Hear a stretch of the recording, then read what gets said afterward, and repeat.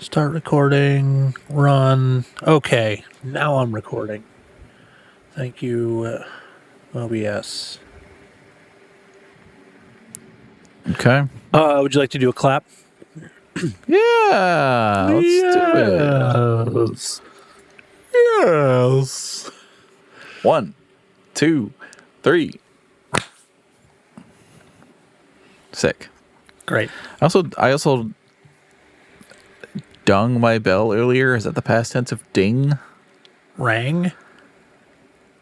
God, this is gonna be on the reel, isn't it? And it wasn't very loud on my. Have you dung your bell recently? Yeah. If I know, like, oh gosh. If I know I'm gonna ring it, I can pick it up. But goodness, I've been trying to get really good at the short ones. Just palm mute. yeah, palm muting on the threes. Oh my gosh. So this is gonna be fun, dude. This is gonna be fun. To be restarting a lot of Zooms today. You think so? I guess we'll see. How it goes here. Yeah. Oh, speaking of restarting Zooms, I have over here on my left, your right, maybe you're right, I don't know. Episodes 23 and 24 are exporting on my shiny new MacBook Pro. The split thing? No, the like full, completely done episodes of. Oh, edited? Yeah, completely done 23 and 24. Nice. And they were the first episodes that we started doing this whole like Zoom shuffle and using. So like, what'd you do? Tippy toe lemon tree and station identification BS. Yeah. So for station identification, I just left it in on the Patreon cuts, and just kind of like got rid of the big space or whatever. Yeah. These first couple ones, there wasn't really a like, oh, we're back. It was just kind of like we just jumped right back in. Continued. So it's like, but then the one of them, you asked me to explain what the station identification thing is, and so I go over that. So you kind of have to leave that in. Yeah. Okay. And then, I don't know. They're just humming away over there. And did you get the photo for 23? I did. Yes. Nice. I don't even remember what I was saying about it, but obviously I took a photo. Yeah, something about you had been using a 6-foot tripod and then you switched to that thing that is now clipped to your monitor instead.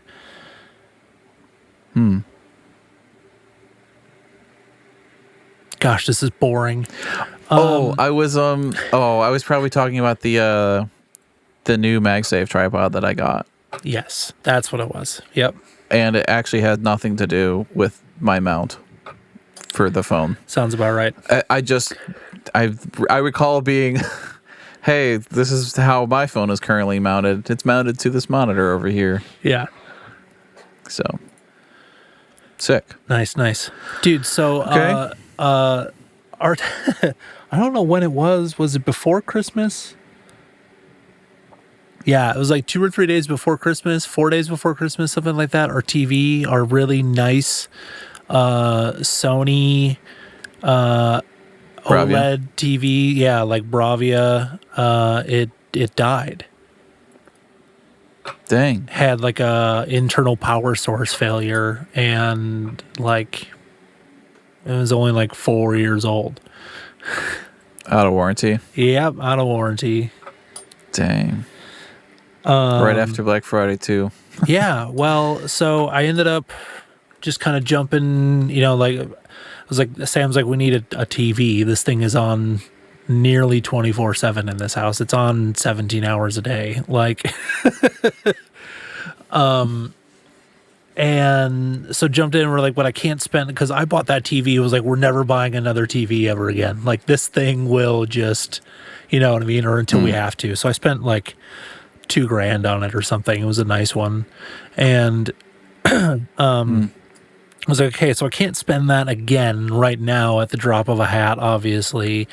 But what is going to work in that like 75-inch size and still be kind of good for? And we kind of like, I've learned that our living room is like just kind of I am down here. It's even worse upstairs, like lots of ambient light.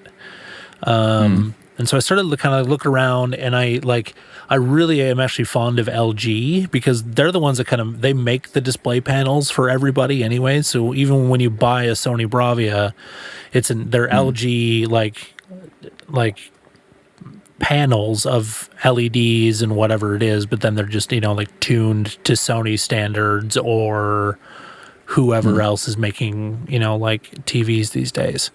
Samsung, they also buy just LG panels and then tune them the way they want. So I'm a fan of Samsung. Yeah, I mean, Samsung makes really great TVs. For all my like professional stuff, that's all I install for customers is Samsung. Yeah. But so I started looking around, and I kept getting these hits on this technology called QNED. And I'd wonder if you'd heard of it or not. No. So it's kind of it's like a blend of mini LED and OLED kind of stuff. So it's like a whole bunch of mini LEDs just like crammed onto the panel, which is like the next step up in size from like what they use for OLED panels. So like between OLED and LCD. Exactly. So between that and then they're using this like crazy dynamic tech with these new like processors in these TV that they say they're using AI. It's just machine learning, but like doing really strong color, really strong color volume and really high brightness, even in like very ambiently lit rooms. And we could tell the difference within like moments of turning on this new TV. And Evie's really obsessed with Encanto lately, the Disney movie. And that movie is very vibrant and colorful anyways. And it just like absolutely blown 4K away. HDR Encanto. Yeah, exactly. And that TV was like $700 for a 75-inch TV. That's really good. And it's freaking amazing. It looks so good. And even in like low light, there isn't a bunch of like where LCD panels struggle, where OLED shines is the like local dimming zones. So mini LED can have more local dimming zones than LCD can, but not as much as an OLED, right? So I didn't see a whole bunch of like blooming and stuff in like low light scenes. What did I watch? I watched The Dark Knight, and like low light scenes where then there's like actual like, like flashes of bright light or whatever. There's not a whole bunch of bloom around objects and stuff. So it's pretty cool. It's all edge lit. It's pretty cool. That's sick. Yeah. I someday OLED, or potentially what would be really sick is like a Dolby Vision projector. Yes. But that'd have to be like a basement where you can control all the ambient light. So that'd be sick. Did I tell you about the theater that I installed one of those in? It was like a no. It was a high school. No, it was a high school like theater, like their theater productions, and they installed this short throw projector. It was only like, I think it was only like 6 or 7 feet off the wall, but it was throwing a like, I mean, the wall itself was 36 by 16.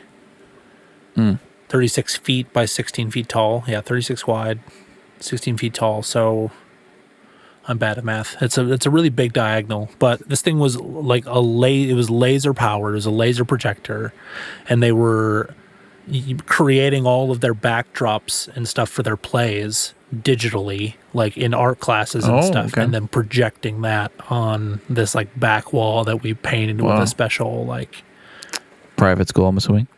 No, public school.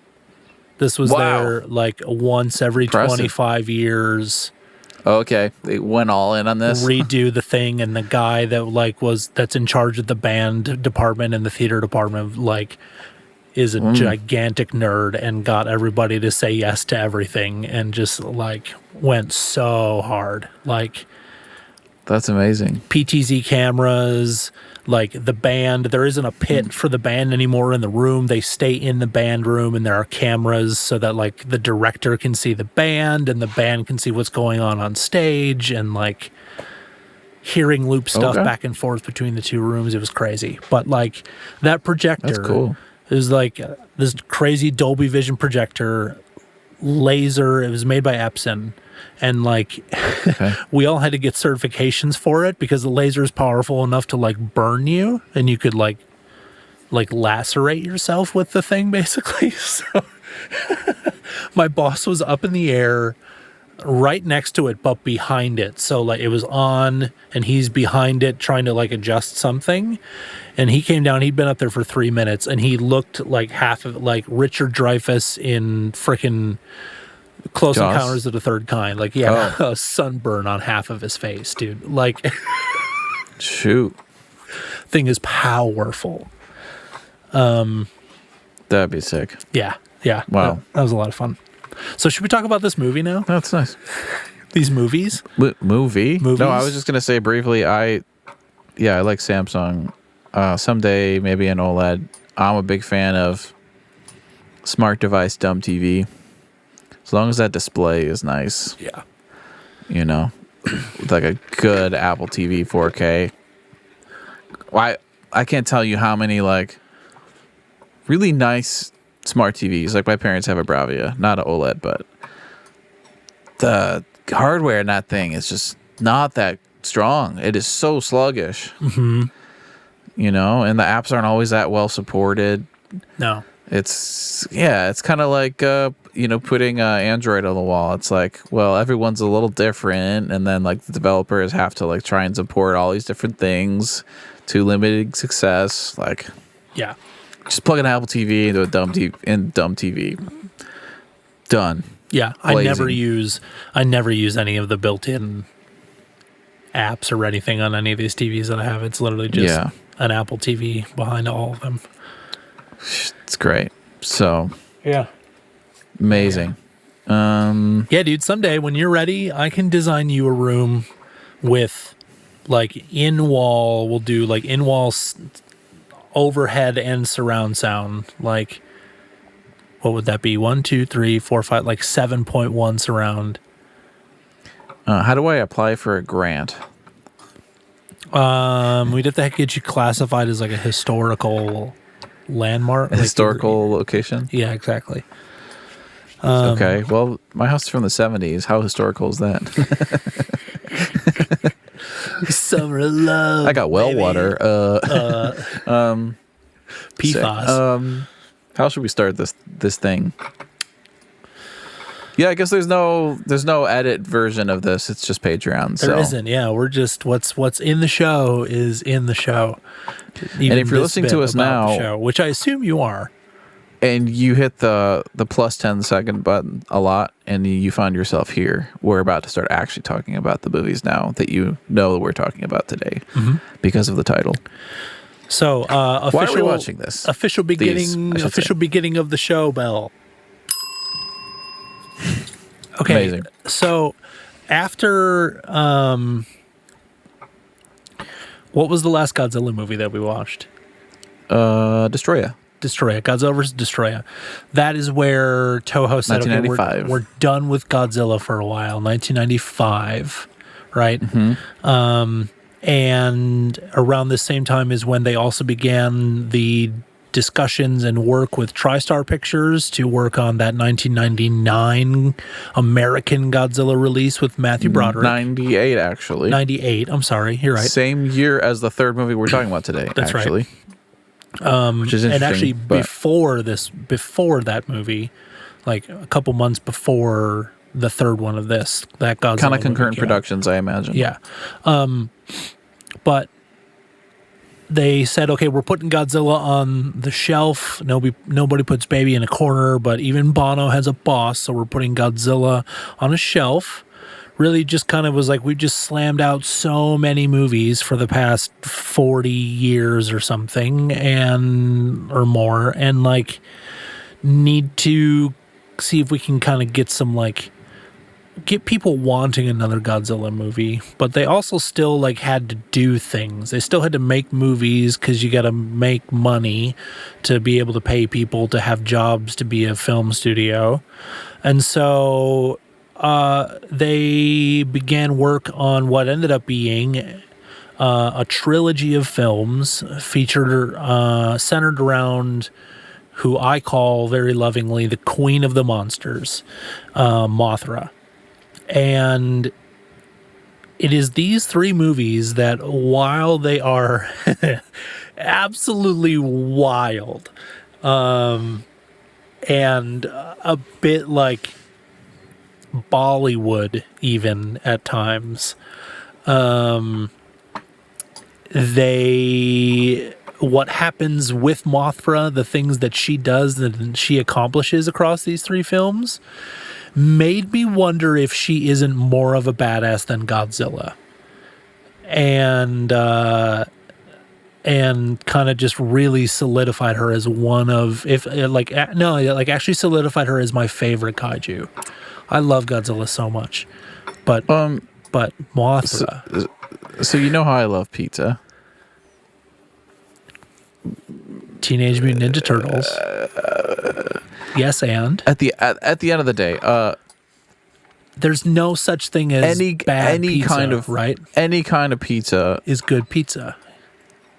Is at the end of the day, it's pizza. Exactly. I feel like that's how you feel about Mothra. High floor, low ceiling. Like, as bad as these movies can be at some, and if not many moments, at the end of the day, you're just happy that Mothra's in it. Exactly. All right. That's what I thought. So, hey, that's been 17 minutes, and this has been our Patreon exclusive bonus about the Rebirth of Mothra Trilogy. Thanks, everybody. Bye. No. Well, the whole thing's a bonus. What? Like, this isn't going on YouTube. Yeah, right? I know. That was it. We're done. Bye. No. No matter how bad it is. That was the summary. I'm just really glad Mothra's in it. Bye. It's honestly not a bad summary. Wow. Yeah, dude. Okay, so Toho made 3 movies, and Mothra battles 3 very different foes, and there are very different plots. 3 sets of very different kids involved in each one of these movies. These are, so just big picture things here. These are clearly aimed at children. Yeah. There's main characters who are kids in all of these movies. Yeah. So they have sort of that, gosh, I'm going to make a loose reference to like E.T. or something, where it's like, we're following a kid as the main there might be some like here, intense moments and things, but like your main characters really are kids, and it's like kid friendly. There are very limited adult interaction.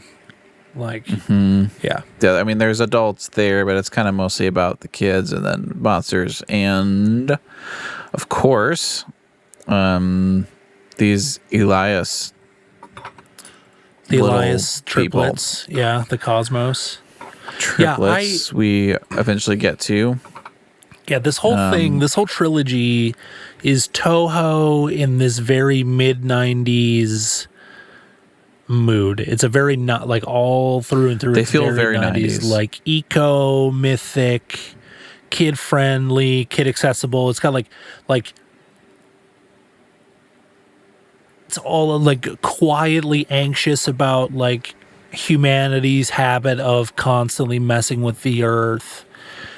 Yeah, a little bit like. Do you remember Captain Planet? Do you remember that like cartoon show? I never saw it. No, but you've heard of it or whatever. I didn't grow up on a lot of cartoons. I'm aware of some '90s cartoons. Yeah, I like that you mentioned the '90s thing because the last like 4 episodes have been released in the '90s, but don't feel like '90s. No, at all. culturally. These movies all feel like 90s films. It feels like a jump in culturally, like they feel like they came out in the 90s. Yeah. So it feels like they feel more modern in a strange way.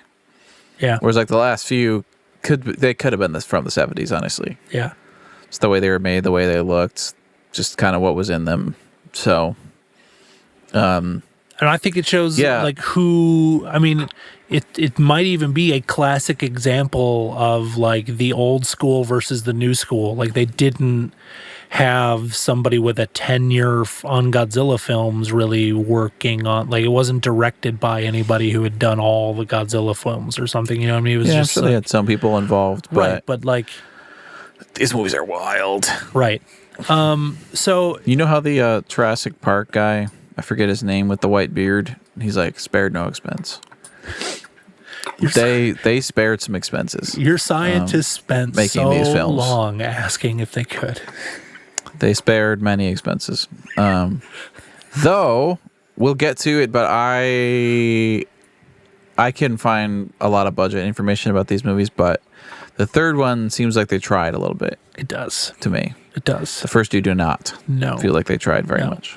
So I've got little like summaries of them kind of that I can read, and then we can just kind of... Should we just do one at a time? Just summarize the first one. We'll talk about the first one. Yeah, because I've got like 1, 2, 3, 4, 5, 6, 7, like a couple like 7 or 8 things per film to just kind of touch on.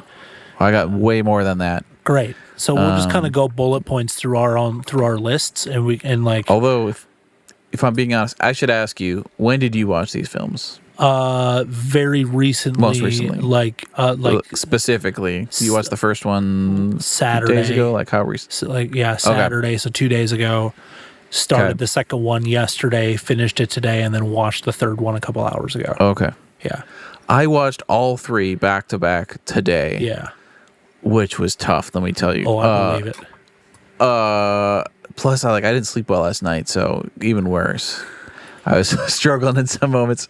But when I tell you, I can barely remember the events of the first one, simply because I watched 3 movies back to back, and the most recent one is the thing that's most recent in my memory. Like, I don't have a great handle on like the through line of the plot. So, but yeah, I got so many bullet points and thoughts. So, what's our summary for the first one? Rebirth of Mothra, 1996 was the first one. This is a year after the last movie we talked about. Yep. Godzilla versus Destroyer. So a year later.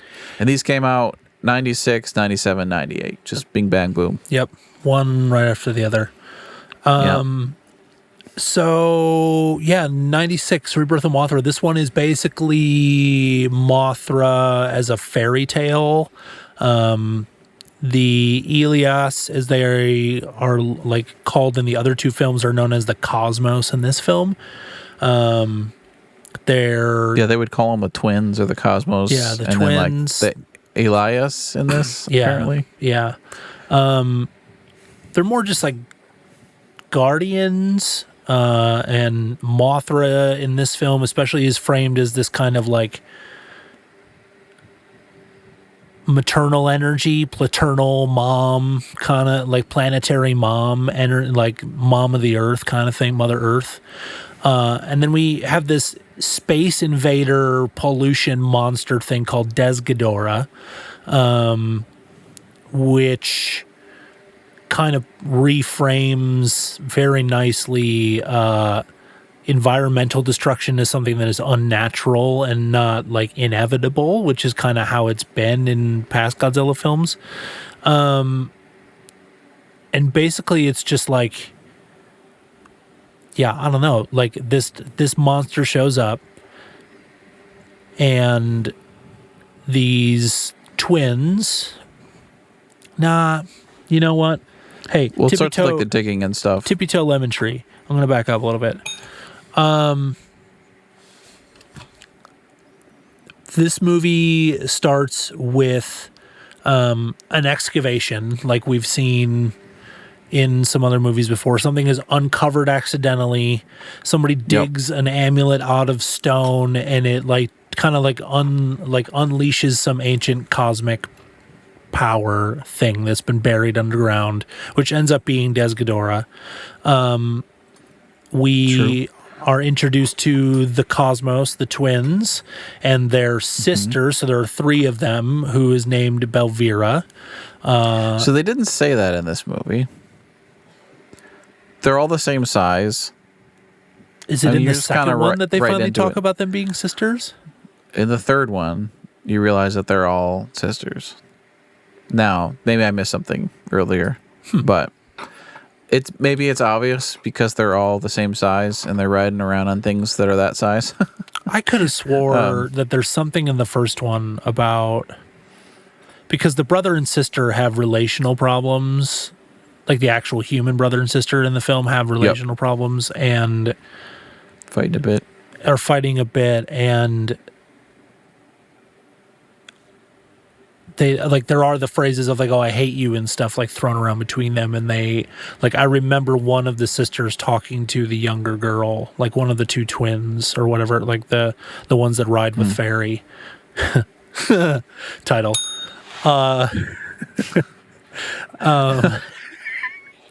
Them talking to her and being like, well, yeah, I mean, but she's our sister but we just don't get along and that kind of like, okay. It's definitely called out in this film that they are all Belvira. What's her name? Belvira. Yeah. Yes. Yeah. So Belvira is kind of like this weird, like emo. I'm riding on a miniature dragon. Right. Yeah. But I'm up to no good kind of a thing. Right. Before we even get into that, though, because I have that in my notes. Yeah, sure. I'm trying to like piece together a kind of okay summary. A summary. So basically, excavation team unearths this ancient thing, and it also alerts these 2 sisters named Maul and Laura, and they are tiny miniature people like we've seen with Mothra before, like the Cosmos. Kind of like the guardians of Mothra. They're also known as the Cosmos. And then we see a third person, and she's riding this kind of crazy looking dragon thing, and she's all goth, like Brian just said. And it ends up being that this goth chick is trying to like bring on the destruction of the world because she's tired of the way that humans are treating the planet, and she's going to use Desghidorah to do that now that they've been unleashed. But she needs to, we got to have a plot somewhere. So something is missing. She needs something to be able to control this monster. And that ends up being that amulet that the dude digs up at the beginning and gives to his kid on like a necklace. So... And that it gives you the ability to control things. That amulet allows you to control like basically anything. So at some point, goth chick, Belvira, is controlling the little girl and making her like all crazy and powerful, and she's like beating up her brother and all this stuff. Like, brother's just like floating in the air. Yeah, she makes it's all crazy. It's like the Force. It was kind of cool. She's trying to do that. The sisters that are good are like, hey, we need to get that amulet back. They're like working with these kids trying to get that amulet back from their sister. And then at the same time, they're like, well, we need to call Mothra in, and she needs to fight this monster because, like it's giant and huge. And so even though she's old, and we need her. Basically that is the movie. Hey, Belvira's trying to like end the world with mind control of this monster, and we need old Grandma Mothra to come and save the world and be born again like Jesus. Title. That's too long for a title. I'm not using that. Yeah, also they fight. Mothra gets fatally wounded. She like leaves an egg hatches. There's a larval. My summary calls it Mothra Leo. Maybe it's like the next Mothra name or something, but it's a larval stage Mothra. Yeah. Who finds this really old tree and then gets some power and then ultimately like metamorphizes and then finishes the fight and defeats Desghidorah. Yep.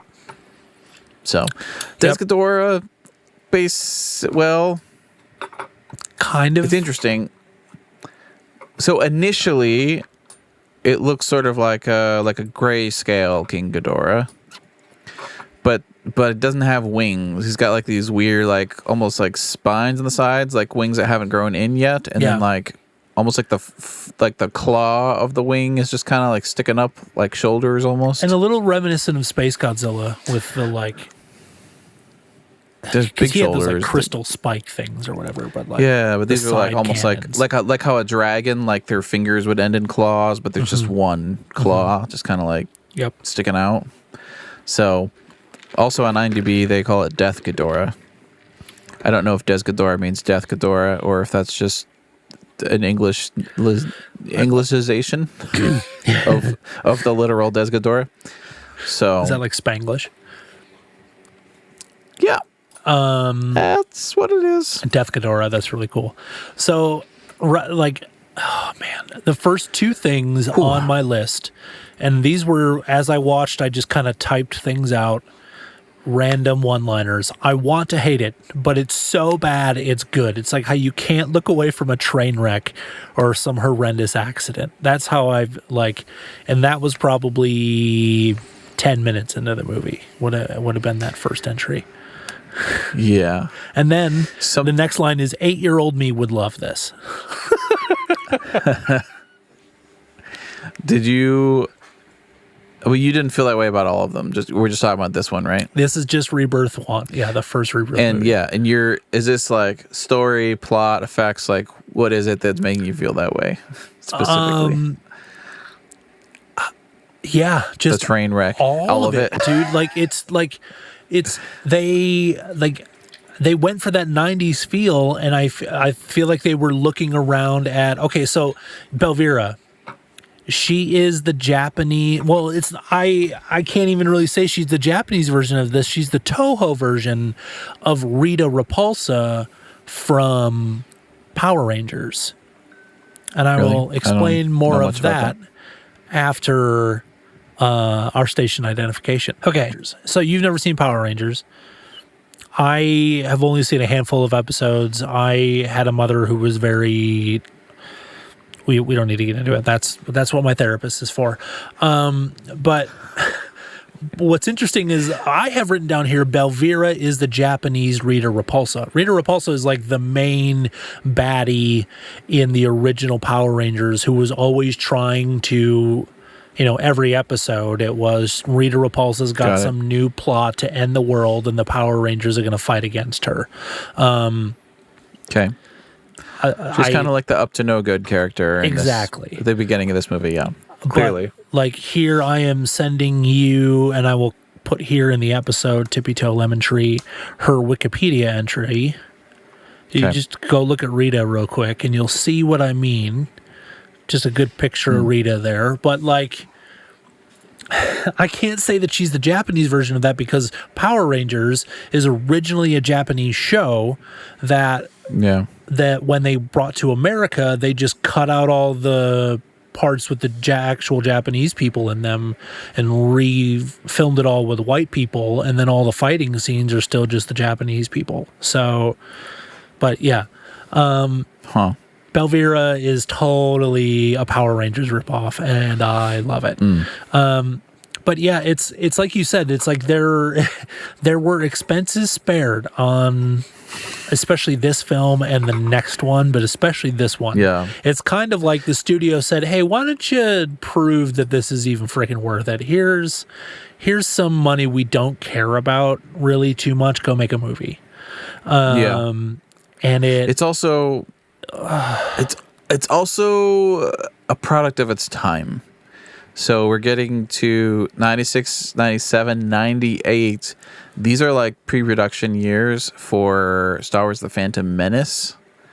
This is when George Lucas is figuring out, can I do a full CG character? Let's build these digital cameras. Can we shoot a whole movie with digital cameras? So many firsts are about to happen, but CGI has really started to pick up starting in the early 90s, and now we're getting into where we're starting to see just full CG usage of things before it looks good. Yeah. And in particular, all of these movies have flying characters and elements in them. And I'd say until the third movie, there's very little correlation between the movement of the background and the movement of the thing that's flying.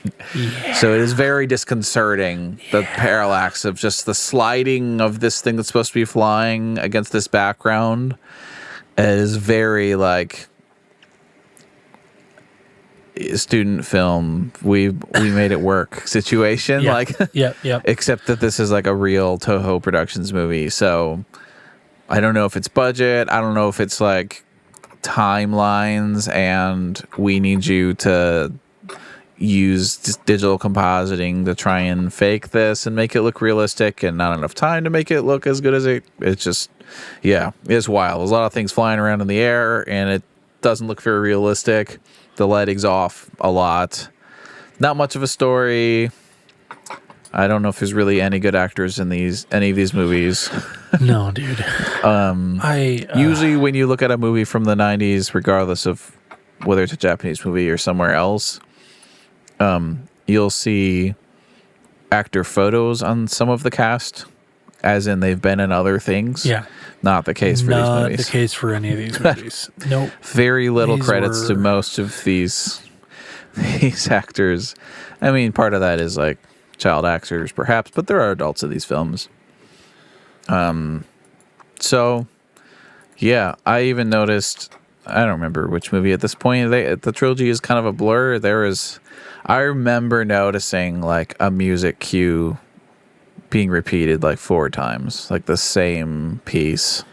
So they use the starting Mothra, over. It's the Mothra theme over and over and over, and they do it across all 3 wasn't films. That. Well, it was like a action cue, like a piece of something exciting is happening, and I like kept hearing it, and I'm like, really saved some money there. So stock music. Yeah. I meant to say at the beginning, normally my notes are divided into stuff I liked and stuff I would change. I have it written that way actually for the third movie, but for the first 2, I actually rewrote it, and my categories are cool stuff and weird stuff. Nice. Because that is all I had to say about the first 2 movies, is there's some cool stuff and there's a lot of weird stuff. Yeah. I think what I'd like to do is just read the rest of my little one-liners here, and then we can go through your list of cool stuff and weird stuff. Sounds good. The rest of my one-liners that I had written down, this one is a quote directly from the movie. I watched the English versions just because I... Oh, really? Yeah, the English dubs. I did read that these weren't released on Blu-ray till like 2014 or something. Okay. Japanese. So the Sci-Fi Channel in 2003 would have been the first opportunity that someone like you would have seen this. Okay. The first one. Sci-Fi Channel I read. And that was the English dub. Yeah, okay. This quote I have here is, "Hey you, where did the dynamite go?" And I don't know where in the film that is from. Maybe you do? No, it's the construction early on.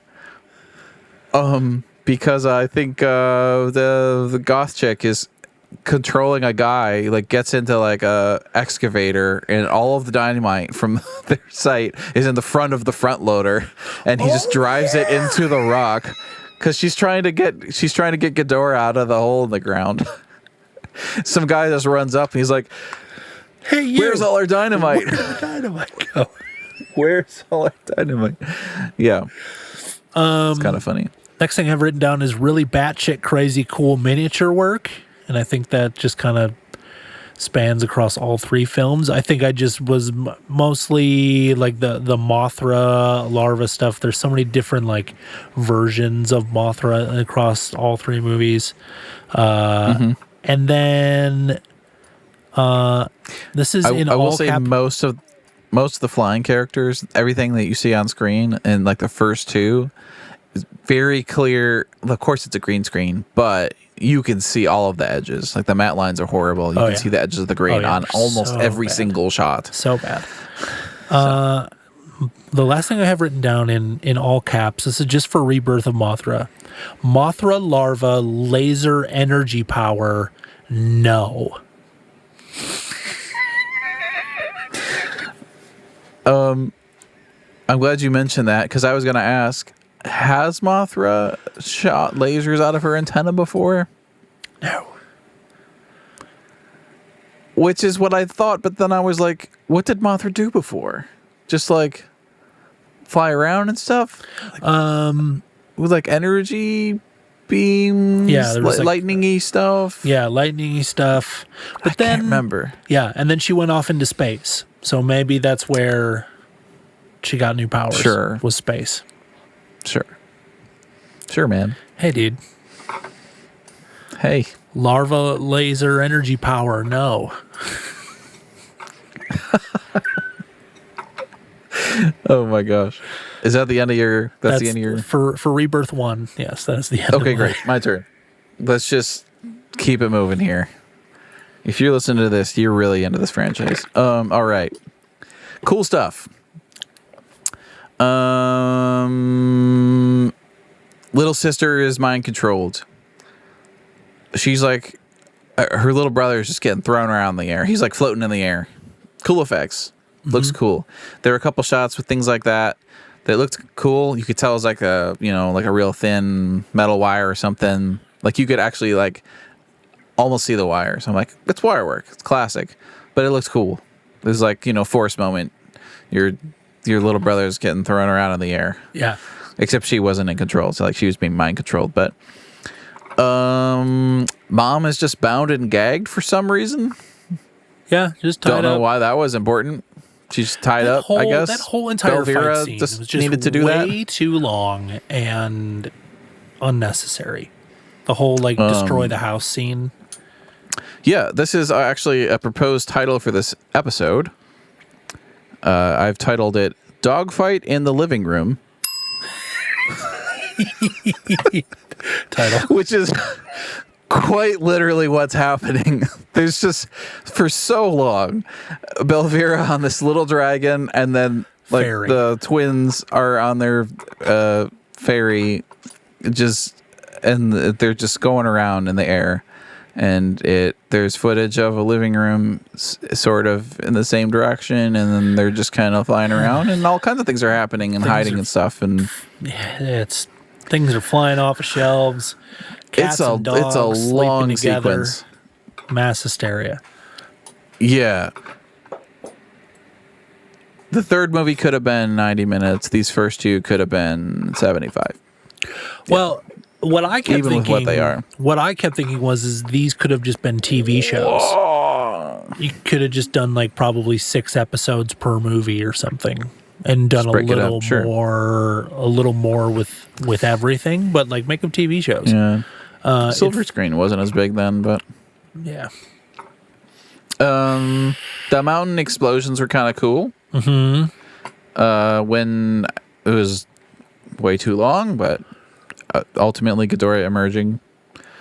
They spent some money there, obviously. Mountain miniatures, and there were these spikes of rock that just kept coming out of the earth. I'm reminded me of Space Godzilla. No, well, have you ever seen that? It's like a science experiment where you mix liquid metals or something, and then these snake-like things just kind of grow out of the. Yeah. I don't remember what the reaction is because I'm not a scientist, and science wasn't my subject per I know se. what you're talking about, but the way the rocks are pushing out of the ground and then kind of falling away kind of reminded me of that. I bet you that's where my cool miniature work comment came from. Was somewhere around there. Yeah, the mountain explosions were cool. Mm-hmm. At some point, I think the whole family's together. Maybe at this point, maybe not. The parents are there. The kids. No, it is mom and the kids, and they're flying to the construction site, and they've got the. Gosh, what are they called? I'm going to call them the twins. Mm-hmm. The sisters. Cosmos. Yeah.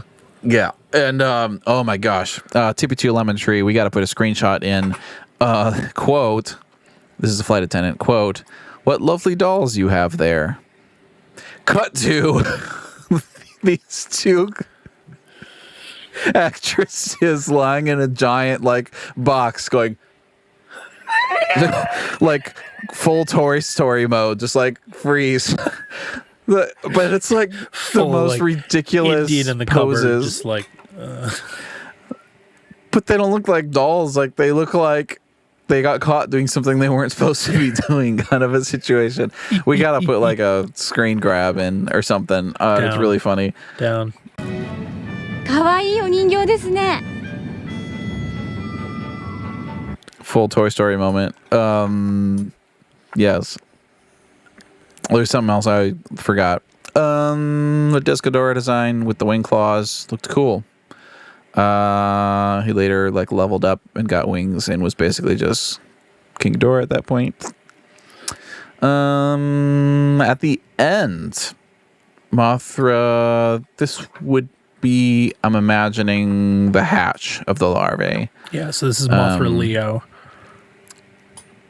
Or possibly it was a moment that happened at the end. They're all running together, but his color scheme changed. Wings change color. Yeah. And it was sort of like a level up for the next movie, new color scheme, which is, I like they did that for these movies. Like the color scheme changes each one. You can kind of tell them apart a little bit. Yeah. Like next gen Mothra. Yeah. That's cool. Yeah, I Oh, thought it was cool. forgot, It was basically like, hey, like just beat this thing, got these new powers, new design, because that's just how this works. Like, yeah, and I got a typo here. Math camouflage. There's a moment where the boy exhibits knowledge of moth camouflage. There's the larvae's running around and you can't see him, and he says something about like all moths. But Dad, all moths use camouflage. Like he really knows his moths. yeah, gosh, you know? that kid is so annoying in this movie. Gosh. Okay, weird stuff. Keeping it moving. Gosh, within the first 3 minutes, they're like pulling the amulet off the hole in the ground after they like ran into it. They're not even on the scene, but they're somewhere else. I'm calling them the twins, but the fairies, the girls, literal triple take. This is weird close up triple take shot where it's like, and it's literally a triple take. Why? Well, that wasn't supposed to do that. Yeah, dumb. I think they were literally at one point riding a flying Mothra stuffed animal. Pretty sure. Wrote that down. Weird stuff. Every movement of the little dragon, every single movement, weird. Not great. Every movement, weird. Weird. Movement Jimmy equals weird. telemetry. His stance, whack. His outfit, whack. Do you know what I'm talking about? Nope. Okay. But I'm glad that you did that. We have a moment where a little dragon is just bunny hopping around. I want to say to the middle of the dogfight. He's literally just bunny hopping across the screen. I'm like, why is the dragon hopping like a rabbit? Hop little bunnies, hop, hop, hop. Hop little bunnies, hop, hop, hop. There's some real bad morphing with the little fairy Mothra. Yeah, just like a lot of all of the most CG use of CG looks so bad. Terrible. It's just it's not there yet. You know, it's just yeah. When like this would be like a normal thing I would bring up in one of these movies. I've called it the seal in my notes, but you called it the amulet. It had a name. They mentioned it once. Yeah, the thing that gives the powers or whatever. Initially, it's like on a chain around the girl's neck or whatever. And it's like, I don't know, maybe 2 inches across or something size. A silver dollar size. Yeah, probably. two and a half. Good old silver D across. But for a lot of for a good while, the twins are holding it, and when they're holding it, it's like they're holding a shield almost, like they're holding it like that. And I was thinking about it, like they completely broke the scale with that decision because like the twins are like they fit in the palm of your hand. Yeah, that coin would be basically like, the size of them or taller. Yeah. So after that point, every time I saw it, I was like, that should be like twice as big as that. But whatever. We're not going to get hung up on that. That There would are be dumb. so many more things we can get hung up on. I wrote down, and mind you, this was early on. I didn't know it was coming later. $0 budget Mothra music video. Real bad. Yeah, But we got full CG, moving gradient colors. Yeah, They're well, just and the kinda best part floating is around that and there are 3 singing. movies, and there are 6 of those music videos across these 3 movies. Yeah, and there were 3 in this one. 3 music videos, which was a thing I wrote down later. 3 song breaks? ? I have here a quote. This is another thing. We'll never know that. It's a secret. In response to, where is the Mothra larva swimming to? And the twins said, well, we'll never know that. Yeah, they're it's a hatching secret. ground or whatever. Yeah. But why? Really? All of the other things that you've demonstrated, are deeply connected to in this movie. Mm-hmm. That's where it's a secret. Mm-hmm. Okay. I didn't really catch it until Rebirth 2, but it happens across all 3 movies, and I think it may have even said it about this last movie, but like there are so many moments of like it's like Ice-T in SVU just like somebody mentions some like offhand slang thing and he goes, "Oh, you mean da da da da da da da," and just kind of like explains it as if everybody else already know. Like, as you know, Bob, this is blah blah blah. Like, and it's so much like about that kind of stuff. Like, somebody mentioned some like we're gonna go get this amulet of power, and oh, you mean the amulet that controls all of the, like, when you get it you control it, or blah, blah, blah. Like, it just is so many of those things. Like, sure, yeah. A couple more things. I don't remember why, but the family is in the hospital and the dad is hurt or something. And the establishing shot of showing that they're in the hospital, or there's treatment happening. Hospital, trash can, medical place, something. It has something to do with that there's low oxygen in the region because of something relating to Ghidorah. But there's just a bunch of people at a medical clinic and the family's there and the dad's hurt or something. Anyways, the establishing shot is the kids. They have cups and they're just taking water out of the fish tank in the waiting room and watering the plants with it.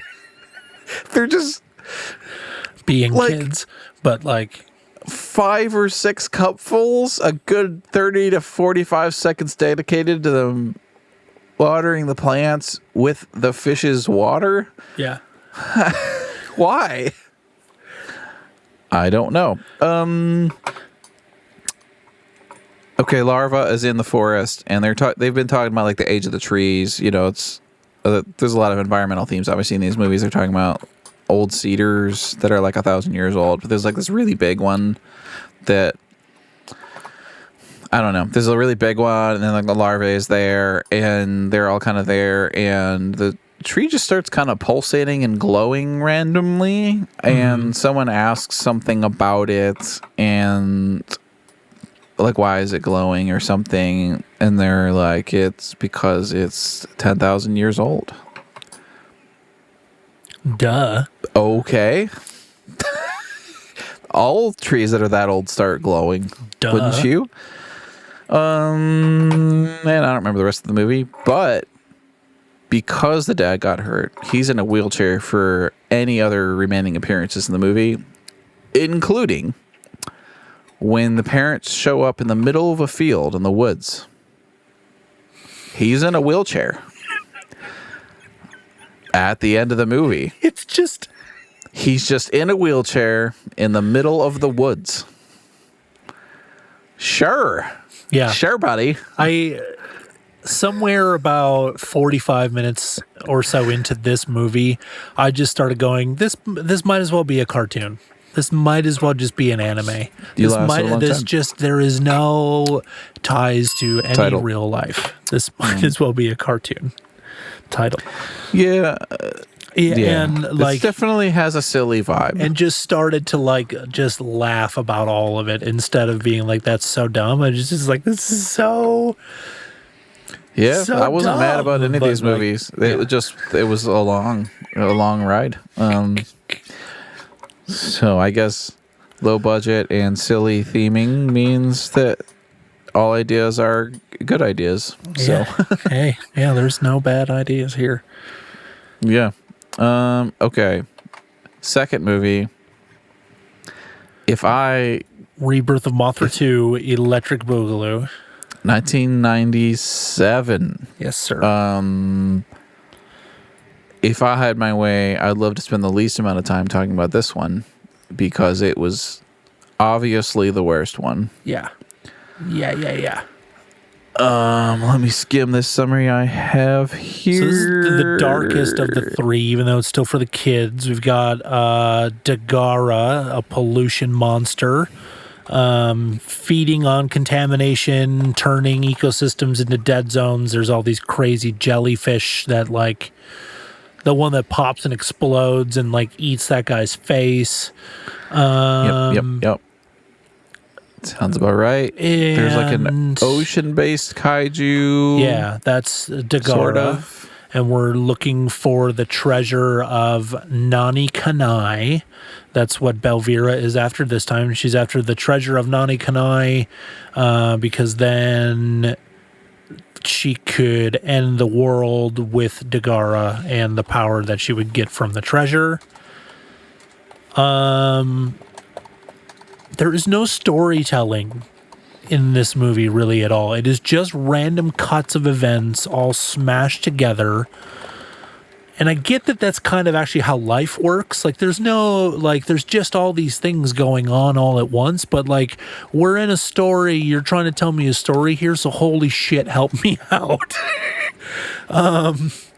The as you know Bob moment that I noticed in this movie, but that I was trying to talk about in the last one that didn't really work out, was Belvira explaining the treasure of Nani Kanali to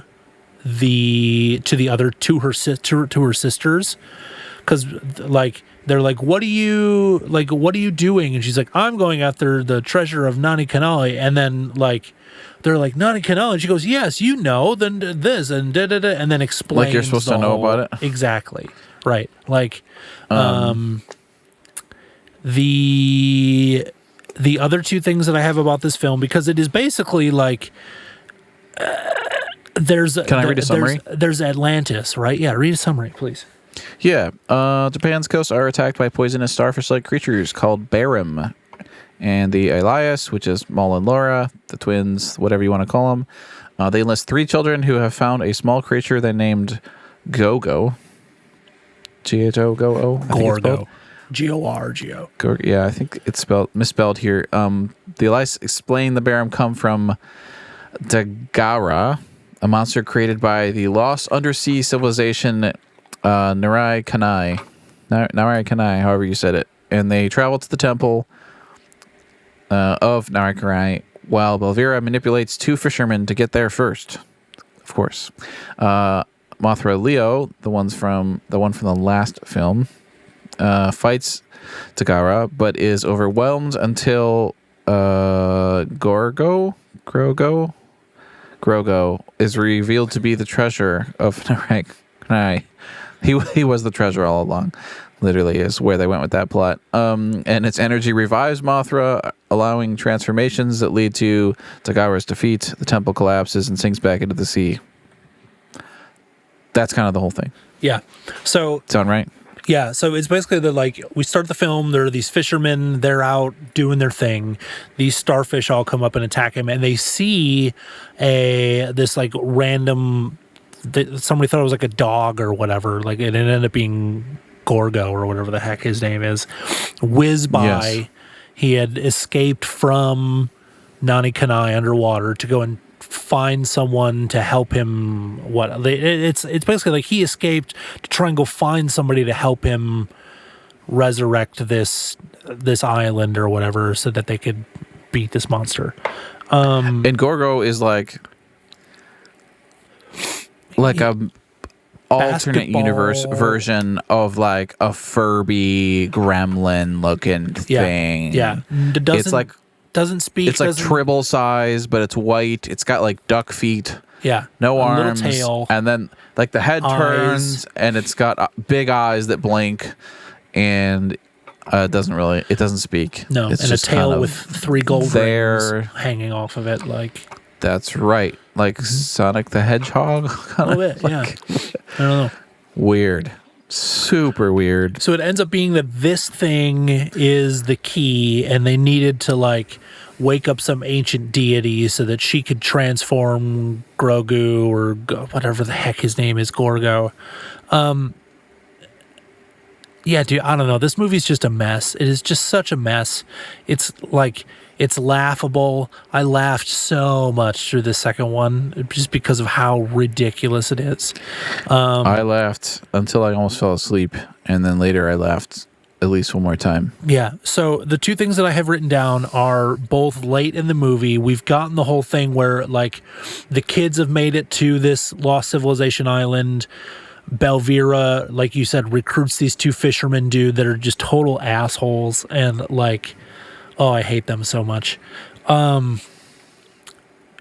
They stole this treasure, they put it back, they're trying to escape the island. Mothra has been revitalized, new power, new color scheme on the wings again, you know, like whatever. And she is flying around, and before she starts attacking Dagara, she flies from the island back to the mainland and is basically Moses, just like parts the sea so that the humans can escape. That is their... It's like a strip of sand Yeah. with the water going up Yeah. on the sides. Yeah, so Mothra is apparently Japanese Moses title. And then before they escape the island, they're trying to leave, and they're like trying to escape this like labyrinth, like, you know, old, is very like Indiana Jones-ish / like, I don't know, there was just so many escape scenes that they like ripped off for this one. But like, so they're trying to get out of this like Legends of the Hidden Temple freaking maze thing, and they're jumping over these big It's gaps. wild in there. It's wild, and It's like mostly CG. There's like an elevator. Like, what Yeah. is even They, happening? like, they it's an ancient leave- civilization. they leave one of the fisherman dudes that we don't really like, but we're supposed to kind of like by the end of the movie. They leave him behind, and everything's collapsing, coming down, and he, you know, everybody's running, and that dude pops up out of nowhere because one of the kids fell, and he's like, "Hey, why'd you leave me behind? You guys left me behind," meh, meh, meh, meh, meh, acting like he's gonna kill the kid,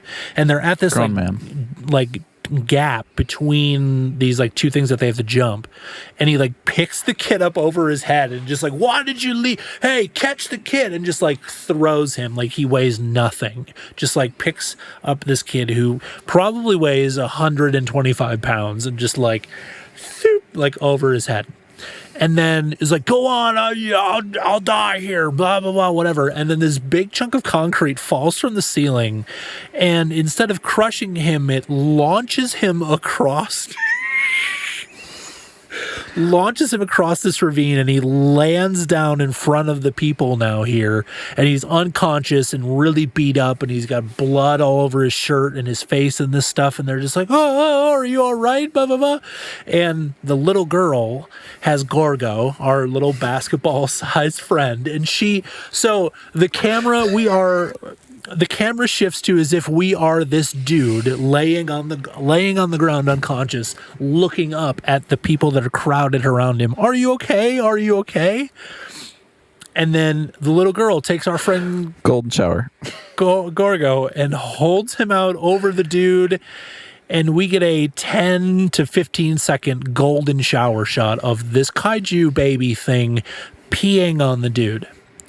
Cut immediately to this dude running for his life out of the temple or whatever, with lightning kind of like zapping around him or whatever. His clothes are perfectly brand new. He's just been reborn, and he's just, "We're gonna get out of here!" Wow!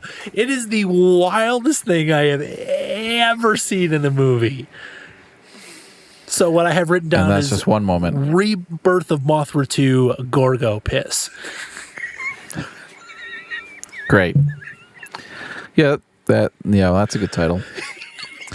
They could have titled these, They just went with 2 and 3. Like, you could have, Just 2 Mothra, 2. So yeah, we've got Kaijus Curious. peeing on people to heal them. It is. I wonder why they never did that ever again. I wonder why that's never been done ever again. I mean, such an innovative urine idea. did make it into my notes. I'll say that. So give me your notes on this one. Let's spend this little time. Do you think we can? Wow. Another weird thematic thing in this movie, before I get into that, is like our main kids, it's kind of like these 2 boys and then this girl. And like initially it's like they're bullies, even though they look like nerds. She's it's like the nerd. fat kid and the nerd. And they're bullies. They look like nerds and then they're acting like bullies. But then, like, eventually they're just kind of all the main characters, and there's not really a transition. But weird stuff. Every single shot in the first 3 minutes. This was one thing I wrote down. I don't remember what they were, but every possible shot in the first 3 minutes. In the first 3 minutes. A miss. The caterpillar scene. So they're in a classroom, and they're playing with this caterpillar. And they're like trying to release it into the girl's hair or something, and there's like some weird stretchy effect shot where they literally digitally cut out the caterpillar, and then they like speed it up moving across the screen, and then it goes up to the teacher's and then goes down her shirt. But it's not even the randomness of like what's even you just better, threw a caterpillar at the teacher and it fell down her shirt. It's not a real caterpillar. It's like a cutout of like a frame from earlier, and they just kind of moved it across, and then they like sort of faded it so it went. Like what? What's even better though is that like they have this caterpillar on the pencil and they're trying to put it in her hair, and she notices and flicks it, and it flicks off the pencil and into the other kid's mouth, and then he goes, "Oh yeah!" And that's what causes it to go soaring across the room and go down the front of the teacher's shirt. But it's not like but it's not a real thing that went in his mouth. They just had him go. And then they like took the image and they just shrunk it. Yeah. And then it came back out of it was like the Microsoft Paint version of motion. Okay, later in the film, the 2 boys just kind of run down. They're just all of a sudden by a palm tree on the beach. And they're just putting together an inflatable boat. They're like, they're not even like saying anything. And they just like inflate an entire boat in gear and then just like kind of go out onto the ocean. What? Regular old they just have an inflatable activity. Boat? Just a regular old. They gotta be like 8. Tuesday. They're just going out into the ocean. Hey, you know what? I don't want to knock coastal life in Japan. All right.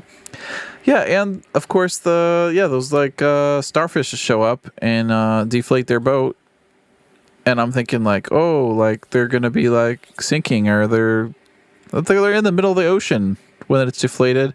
It just hard cuts to them like pulling it up to the beach.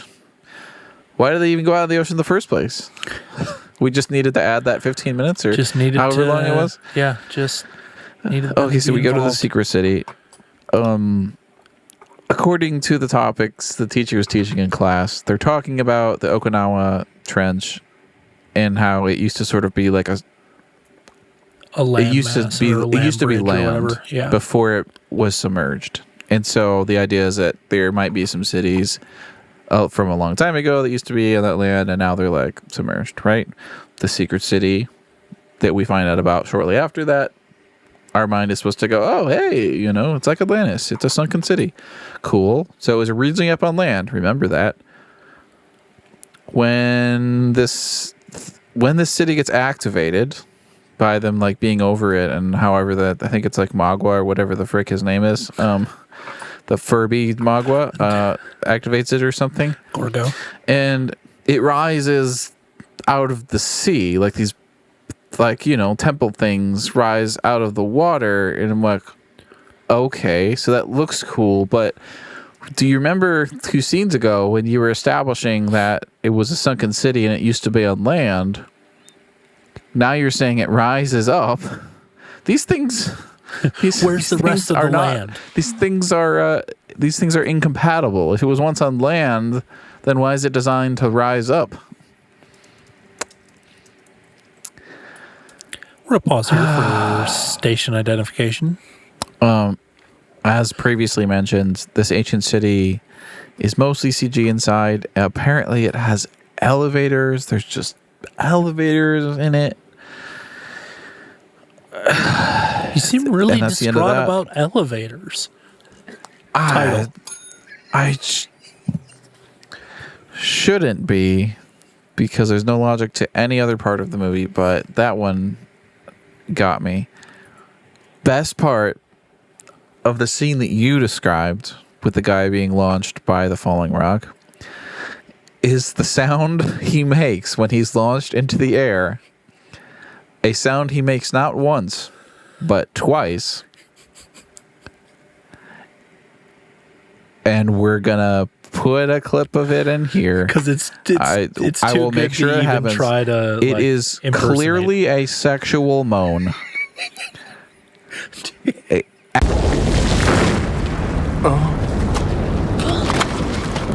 As he is launched into the air, he moans, lands, bloody, as you described, girl, Furby, golden shower. As he's receiving the golden shower, he again emits the same soundbite. Are you going to make me cut in a clip of the golden shower? They paid $1 for this subscription, damn it. Tippy toe lemon tree. We don't need. We just need the sound. The imagination is better than watching this movie. Payoff. Yeah. The imagination is better.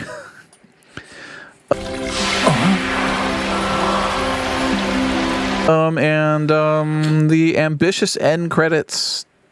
Maybe it's a cover song. It's some kind of R&B and song that it sounds like it could be a cover of a real song. I didn't recognize it. It's sort of sung in Japanese, and it's like a cover of like what sounds like it'd be like a kind of sexual R&B 90s song from the era from 1997, but it is being sung by a child.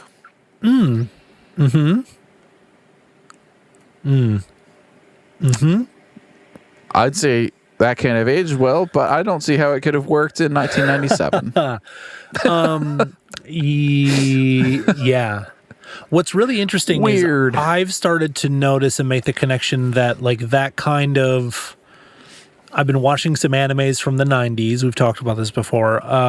That like, hey, let's end this with a like pop song or something that is completely opposite the film, basically. That is a thing in Japan and in animes, and it happens quite often across multiple shows from multiple studios. And Toho does it, even like modern day Toho animation that I've been watching. I've actually been watching a new Toho animation. It's not anything Godzilla related, but it's from Toho. Yeah, it's a thing, and I don't understand it, but like, yeah, having a kid sing that song is so weird. Well, hey, real is strange. it a child or is it just a woman? Because like, there are so many.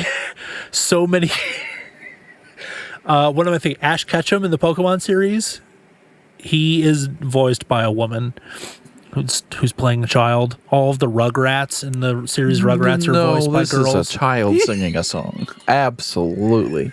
Go listen to it again. I don't remember. Which is what made it sound like it's a cover. It sounds like a child singing a cover of an R&B song, but in Japanese. All right. That is weird. Okay, cool stuff in this movie. Oh, yeah, okay. I'd love to. But we have to... Any redeeming qualities. I did write down healing urine. It's a cool idea. We know about the jellyfish thing, and the rumors, and the jokes. they had the balls to do it in this movie. It's true. Respect. It's true. Legitimately cool thing. Power Macintosh startup sound and internet browser usage in a scene in this movie. Yeah, Apple paid for some... very marking the times. Yeah. I don't know if they're glad they invested in a spot in this movie, but at that point in Apple's history, they were asking for anything. So, all right. I wrote down Dagara did not skip shoulder day. no, sir. He is built like the deck on the back of your house. He is flat and wide, and It's built like a destroyer has class, like fleet ship, basically man. Like a warship. if you took like a square piece of asphalt and added some textural fins and a tail and added one joint at the neck, that's Dagara. Yeah, It does not move. He's just a brick. Sometimes he's flying. Sometimes he's moving to the water. When we first meet him, he's moving very much like a boat, where his neck is breaking the water like the bow of a boat, and his head moves a bit, and that is all they spent money on. Next thing I have is a comment one of the little boys made about getting rich. Maybe that's why they went on the boat. Maybe they were trying to find the city. I wasn't paying attention at that point. He said that he was dreaming of using riches to afford computers and McDonald's. Dream big, little guy. Dream big. the girl says something about it too. You stupid boys, like You know, that's an 8-year-old boy. classic. We do have Mothra underwater at various points. Yeah, actually, in the, if you could call it combat in this movie, it's just kind of not really swimming, just kind of doing the normal flying thing, but in the water, I guess. Yeah, well, so there was. Are you talking about the post-evolution one, or there? I can't remember.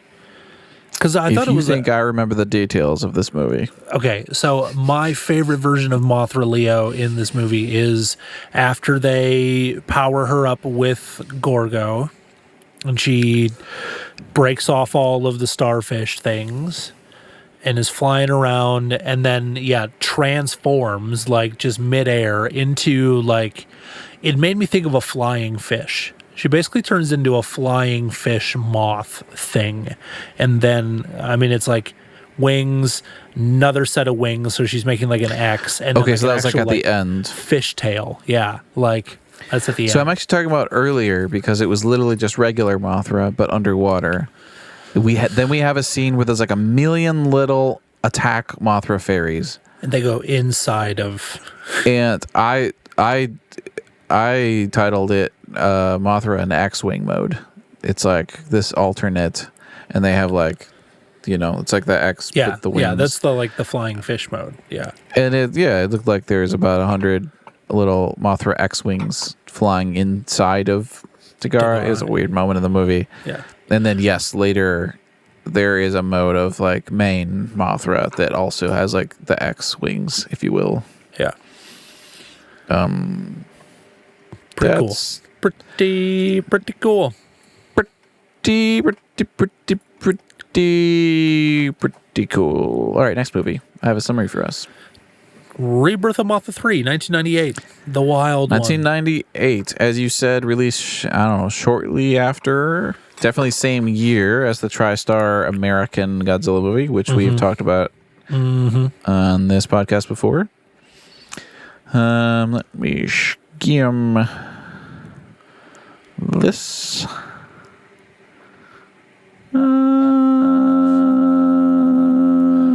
So we've got King Ghidorah. Time travel enters the chat. Lots of time travel stuff that actually doesn't make any sense at all. Don't even talk to me about time travel, but like this doesn't make any sense at all.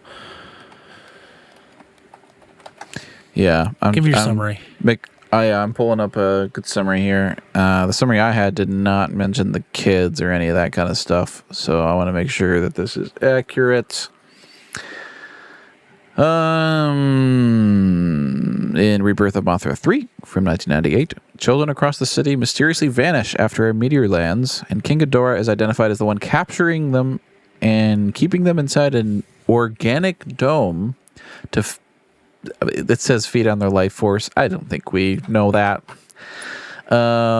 Mole and Laura, the two, what are they called? The other term that they use for them. Elias. Elias, yes. They summon Mothra to fight Ghidorah, but Ghidorah feeds Mothra and hypnotizes Laura. She's like under control. And Belvera is also pulled into the dome.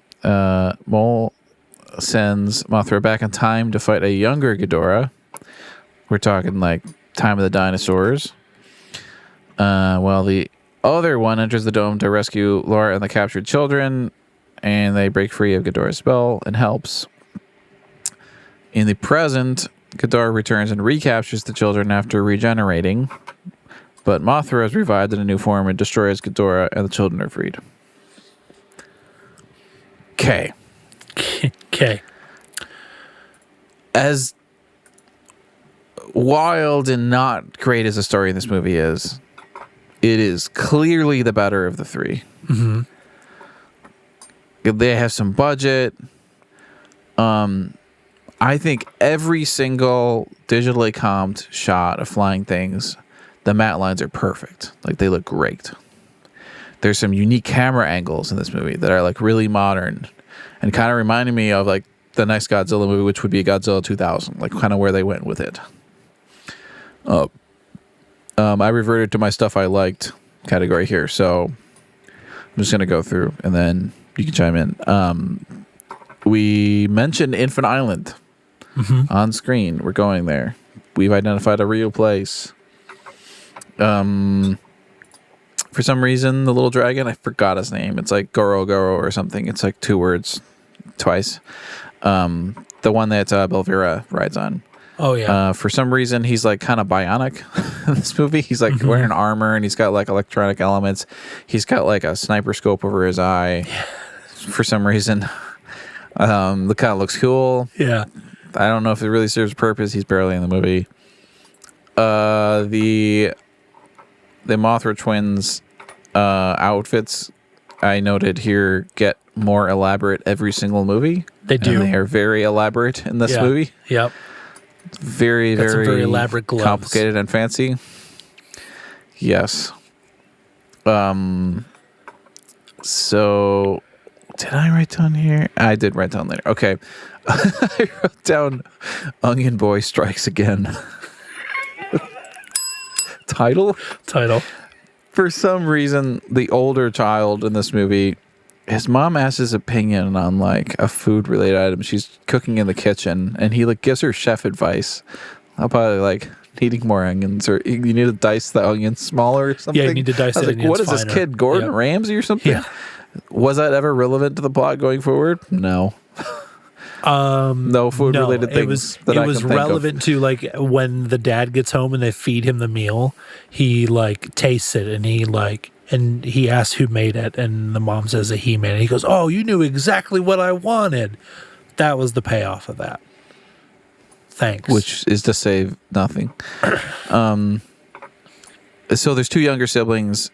They're part of the children that get kidnapped, and so sort of the plot of this movie is this older son is kind of sneaking around, and he's not going to school. He has his reasons, but he's currently not going to school like his 2 younger siblings, and so he doesn't get definitely disappeared. up to things. Presumably, he doesn't get disappeared with his siblings because he's not at school. Because he's a loner and he likes to hang out in a cave. Apparently, Yeah, he's in the woods where his mom told him not to go. Yeah, I wrote that down also. I wrote that down on the stuff I would change, but it did sort of pay off later, but she literally, like, as they were leaving, she was like, "Now don't go anywhere near that forest." And I was like, "Oh, I wonder if that's gonna mean the very next scene is he's going to the forest." Sure enough, he's getting on his bike and going to the forest. And you know, we find out more later. Like, he has like a cave he hangs out in, and it's like kind of something he does. So we can sort of like rewind the clock and go, okay, well, she's used to him going off and hanging in the forest. Great, but at the time, it didn't really make much sense. That's a thing I would change. I have 3 things written down. 2 of them are for later in the film. One of them applies right. So Ghidorah doing his thing. I wrote down Ghidorah was disappearing people before Thanos made it cool. Let me read that again because I feel like I stumbled. Ghidorah was disappearing people before Thanos made it cool. That's what it was. That's what I had written down. So moving them to his organic flesh dome. It was definitely the Mr. Stark, I don't feel so well. Like the effect style. Like, yeah. Yeah, the shots when they were kind of zapped in real time are really cool. There's really some really cool stuff in this movie. Yeah, like it's like legitimately worth a watch compared to the other 2, which you should never watch. You don't need to see Rebirth 1 and 2. They don't 3 of them worth a watch. Yeah, it's cool. So this meteorite falls. Obviously it's not a meteorite, it's King Ghidorah, but there's like this shot of like the glowing meteorite or whatever rock, whatever he's inside. It's like kind of glowing in the woods, and there's like this dirt that's kind of being lifted into the air around him. It's almost like the same effect you see on the kids being abducted later. It just looks really cool. There's like an interesting special effects shot. It's like, we haven't seen anything like that before. It's a new idea. It looks cool. There's some amazing, there's only a few of them, but some city shots. Actually, basically there's some shots in this movie of King Ghidorah kind of going by in the background, and it is done really well. There's some there in the city where you're just kind of looking up and you can just kind of see him just kind of flit by behind the buildings. Yep. Sort of like what was that kind of a moment. Very cool. Yeah, before anybody actually says it's King Ghidorah, or before they've actually revealed the whole monster, it's just these slide by He's flying fast too. Yeah. And while I'm on that topic, there's one later where the parents are in the woods or something, and you see them go by behind the trees and branches. I'm like, I actually don't know. Maybe it's just digitally comped or something, but it looked great. Yeah. It's like the idea of don't look behind you, something just went by, Yeah. There's at least one shot in this movie, which this would be where digital comping is probably very much at play by the late 90s. This is this would be an early CG thing, but I call him KG in my notes. And KG flies by a skyscraper, and you see the reflection of him on the skyscraper. This is a new moment. Yeah, you can actually do that, and it's very rudimentary. You're probably just taking the footage that you shot of just King Ghidorah, just the video footage of it, and you're taking the frames and you're cutting it out and you're lining it up with the building and you're warping and stretching it so that it fits the face of the building. Yeah. But it's literally just the footage repurposed, but it's a reflection on the building. It's a very simple effect you can do once you're able to start being able to do some CG and stuff. But those little details really add a lot of realism. It's the first time that, there's obviously horrible CG in the first 2. It's the first use of CG, maybe, in a Toho picture that looks good. Cool. There's a fight happening, Ghidorah and Mothra. In the fight, Ghidorah lands on Mothra. In the wide shot, you can really see how big King Ghidorah is, because we know Mothra's big. Yeah. It was a great scale shot. You can really see the scale. Mostly in that moment, but kind of throughout the fight, they did some really interesting POV shots in this movie. Like right after Ghidorah lands on Mothra in that moment, he's like reaching down to like bite the wing. There's a POV shot of a camera looking down at Mothra, going in for the bite. Yeah. And later we have I think it's Mothra's POV, but she's upside down, like on her back, legs up, and like the camera shot is actually upside down, so it's like her POV. She ends up like escaping by sort of like jumping backwards and then taking flight and flipping around. Like this is like those POV shots are really cool. Yeah. I don't know if you've seen a lot of POV shots in this franchise where you're seeing the perspective of the thing. No, it's You a know, lot like- of like it's a lot of boxing style, I would call it. Like And it's very, very cameras common from the side nowadays to have yeah. POV shots. Yeah. So like if you have, you know, Godzilla and King Ghidorah fighting, let's say it's a classic Godzilla versus flying character. Godzilla's upright, he's standing, and you see a wide shot of the flying character heading towards Godzilla. In a modern film, you'd quickly cut to a POV shot of the camera moving quickly towards Godzilla, and we internally understand that it's the flying character's perspective Yeah. going in for, and then you cut right to the impact shot. That's how Yep. you sell like the energy of the action. But like, it's just exciting to see like those kinds of things happening. Modern filmmaking starting to like emerge. Yeah.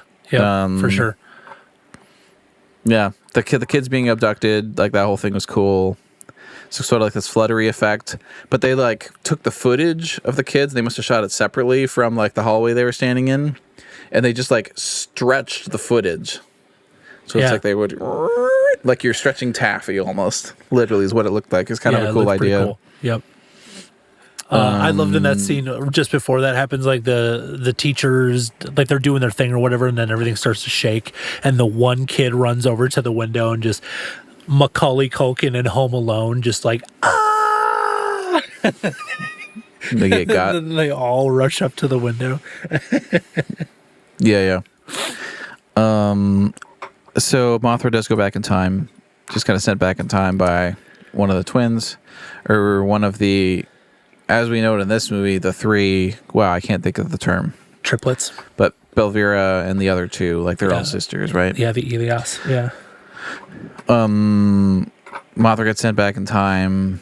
It's kind of a weird shot to the going back in time bit. It's very ambiguous, but eventually we do see like there's dinosaurs around. Mothra's fighting Ghidorah. Yeah, They make a comment about, like, millions of years ago or something they're going back to. Head. Like it's like 14 We do get a million very- years ago. Like Very cool shot of Ghidorah like picking up and eating a T-Rex yeah, and like just biting into it, and just shows how just huge he absolute is. food. Yeah. That is super cool. We do in this movie, we have a redemption arc for Belvira where they work together. There's like this amulet thing. Oh, they have swords. Yeah. Yeah. They have swords and daggers and stuff, and there's like these 3 amulets triangular with, like, things they picked up the from a temple in the word. ground. Yeah, that for some reason have the symbols of like power and courage and whatever. And so there's this vague idea of like the three of them all represent one of the 3 virtues or something. Yeah. And like their swords are like merging together and representing stuff and glowing and shit and not. Yeah, it's very Team Rocket meets He-Man meets Captain Planet. But yeah, Belvira it's is just- basically like, hey, just because we, you know what, we disagree sometimes, but really we're on the same side, and they end up like kind of working together for the rest of the film, which seems like a nice thing to have for the third of the trilogy. I also wrote down, I think I saw your letterbox, so I think you had some comments about this, but I wrote down Mecha Mothra. It's not, but when Mothra comes back from the past. Okay, wait. It's like made of that metal. moment. I want to take a second to talk about this because this was like wearing the metal armor. part. But okay, so Mothra doesn't beat Ghidorah in the past. She almost does, but she doesn't, and she dies, right? And then prehistoric larva Mothra, 2 of them show up and just do the cocoon thing, cover her in silk like we've seen in so many movies, make her a little like we assume it's a tomb. We come back to the present. Ghidorah comes back and is back with a vengeance, whatever, and is like doing its thing. And then all of a sudden a mountain explodes and Mothra just like has been there the whole time, like waiting, like healed for 14 million years, healed and ready to go. Game. Has just been waiting this whole and just knew when to come back right at that moment, and busts out, and then morphs into final battle mode here of like no legs. We've just got like metal, like plating underneath.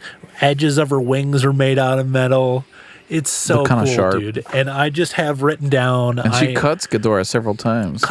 She cuts one of his wings off completely. Like literally slices one entire wing off. And then the other one is like cut most of the way I might through. add, does not prevent him from flying or hovering in place. But no, not at all. It's because it's space, you know? The atmosphere. But these fight scenes, especially this one, is what and these transformations and what she's doing to there's like each one of these movies, it's like she has to step up a little bit more. Eventually protection of the earth requires confrontation and all out war. Eventually it kind of picks up to that. And so, but this battle scene is what solidified the thought in my mind of her being more of a badass than Godzilla. She has beaten Ghidorah by herself basically twice now. The slice and dice is nice. Yeah. So what I have written down about that scene is the final battle. She's all, fuck you lightning, I'm made of metal, and fuck you wing, because I'm made of metal, and just fuck you in general, because I'm made of metal, and just slices him up. That's what I have written down. It doesn't last that long, the scene, but it's cool. Yeah. And then we get this change? Well, yeah, I guess. I don't know. The one thing that I wanted to point out, and then we can do things you would change. The whole human narrative, especially in this movie, I don't know how much Studio Ghibli, Miyazaki stuff you've watched, but it felt the main ones. Yeah. So all the adults felt like the adults in Spirited Away. Background characters. Just kind of clueless. Yeah, background character, but then the whole final reunion scene, them the parents climbing up out of the woods and here's this field full of children all singing and dancing hooray together, and it just felt very Studio Ghibli. The whole entire human narrative of that movie felt like they tried to do Studio Ghibli and fell very, very, very short. I don't have too many things in my stuff I would change because it could be a much longer list, and I didn't give it enough time. Yeah, I mean, overall it was better. The Mothra Ferry with the twins, they're checking out the meteorite crash site, and they show up. And the Mothra Ferry's antenna has laser scanning technology. It's scanning and mapping the ground. I'm like, what? Yeah. Oh, fairy. Why? It was very it was like an Iron Man moment. Can you identify the substances on the ground real quick? Wake up. Daddy's home. Welcome back, Mr. Stark. Yes. I already mentioned the quote, "Don't go anywhere near that forest." That's not verbatim, but I thought that was kind of dumb. Yeah. Little too on the nose. There's some sort of an attack moment with the girls on the mini Mothra where they're going up to like the flesh dome. Gosh, I shouldn't call that. That the children are in. Not better. The Ghidorah Dome. And the Ghidorah Dome. That's good. Hi, I'm Doug Divendale. Where the I went Dimmsdale with it, Dimmadome.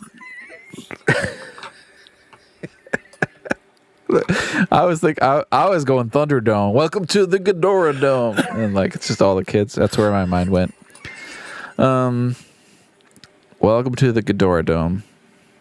Not a bad title. We've got fun tree. games. Amazing. We can't afford that song. Our budget's zero.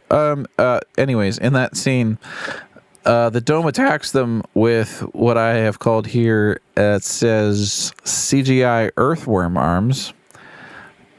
Clearly modeled after earthworms because they were like little rings and then they kind of like ended in those nubs and they just kind of got smacked a little bit and then they stopped fighting, gave up, and then the earthworm arms just kind of retreated back into the flesh of the dome. Real weird. Was that weird decision? Was that during the? Was that like while Mothra and Ghidorah are fighting back in time? I said I don't know before you finished asking because I knew I didn't know because you knew the answer to your question. I don't remember when that was. Whatever. Close to the end, Mole gives the kid. It's like you have my sword. She's like, I'm going to give you this. It's like this. Sort of like this add my axe. Significant moment. You know, it was like you take this. Like you're gonna need it, like the Zelda moment, whatever. And it feels like this is like a serious important moment. And then my mind goes, that sword is 1 inch long. Sure enough, not too long after, it's like in his palm and it's like 1 inch long, and I'm like, what? Well, you just give a kid a 1 inch sword with no explanation. Like, what is he going to do with this? Makes no sense. And my final point, which is a legitimate plot hole, they mention they're going back in time to fight King Ghidorah. When he first arrived to Earth, which they say is like a couple 100 million years or whatever, they're going back. The whole classic, like we're gonna, kill Hitler so he can't do the thing or whatever, and then he'll disappeared from the current fight, that thing. But they mention offhand that King Ghidorah is what killed the dinosaurs. Like that's the storyline they went with. Like it wasn't like a real asteroid or a meteor that killed the dinosaurs. The reason they went extinct was King Ghidorah arrived on Earth. That's why they went extinct. So they go back, they have the fight, it doesn't go well, they do the whole cocoon thing, whatever. We already talked about those elements of the movie. Wouldn't that mean there's now dinosaurs on Earth? Did no one think about this? You just eliminated the only thing that prevented the dinosaurs from going extinct.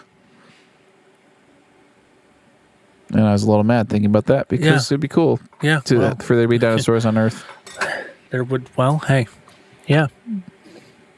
Except, no, you're right. That wouldn't, because defeating it in the present wouldn't. Sick. We have talked for a long time. Yeah. Surprisingly, we're not too much longer than a normal episode, but. So I have an outro bit. I think we don't need to remind people about Patreon because this is Patreon. They're listening to this on Patreon. I have one more thing to say about this movie in particular that I just remembered. And we should also mention what our next normal episode is going to be. Yes. And then I have an outro bit. Great. What is the next movie? We need to rate these as well. The next movie will be, I should have had this ready to go.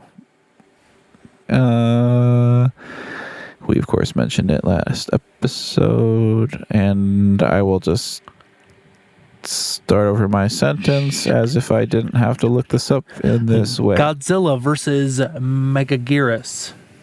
That's right. Which came out in the year 2000. Godzilla versus Megaguirus.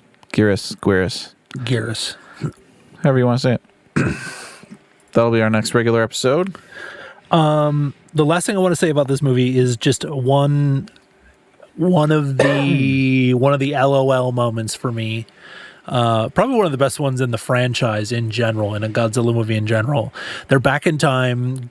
Mothra cuts off one of Ghidorah's tails, like a big chunk of it, and it falls to the ground. It lands on the ground, and it begins like wiggling and like buries itself in the earth. It buries itself in the ground, which I think is how it resurrected itself in the present. I didn't ask that question. I was just like, sure, he's back. But we cut to a shot of the T-Rex who had previously been trying to eat a Triceratops in the head. They are now standing there next to each other, watching this whole thing happen. Staring. And the thing wiggles into the ground, and then the T-Rex and the Triceratops look at each other just like, huh? And and they took a moment and they gave it the comedy pause and everything. They just, huh? And then it cuts back to the present. Like, chef's kiss. Absolute. It's amazing. Absolute cinema. Loved it.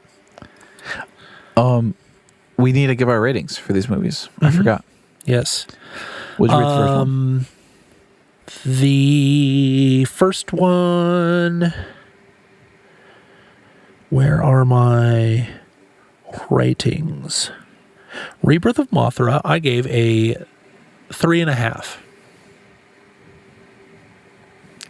And that was on my first modern watch in July of 2024. 3.5 stars.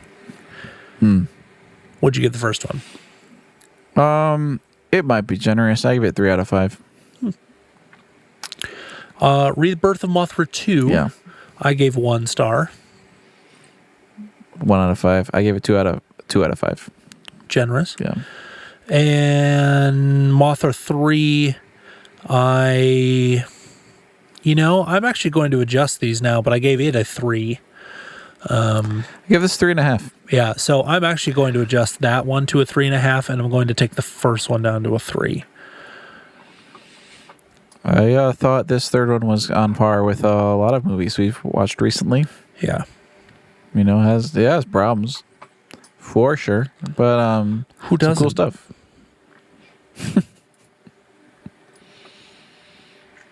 Yeah.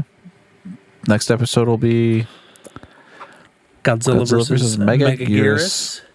You have a closing bit. Can you do it in 2 minutes? Oh yeah. So I'll put a photo of this, but I just got a new desk lamp, and it's black, and the inside of the visor thing is white. I'm going to paint it black because the white inside of it is catching the corner of my eye when I'm sitting here, and it's annoying me. Anyways, I bought it because I'm going to put a hue bulb in it so that it's dimmable, because the bulb that is in it by default is like the sun and is not good for reading. And I'm looking forward to putting my hue bulb in it tomorrow when it arrives. And the bit is, I thought it'd be fun to turn it on right now and see what my face looks like on camera, because I did not check earlier. Let's do it. Oh God. You want to see something crazy? So I actually have a light up here too that is like filling in my face. Here it is off. Like, yep. It's actually doing a bit of work, but it is at 7. Yeah, I have this light right here. If I cover it, see? That's doing some work. Yeah. This one is at 7% brightness. So I will also... The one that's pointing at me right now is at 1%. Yeah, well, let's crank this up to 100%. It doesn't go any lower than 1%. See what happens. Just... Oh, God. Sick. This has been the one about Godzilla movies, and we'll see you on the next one.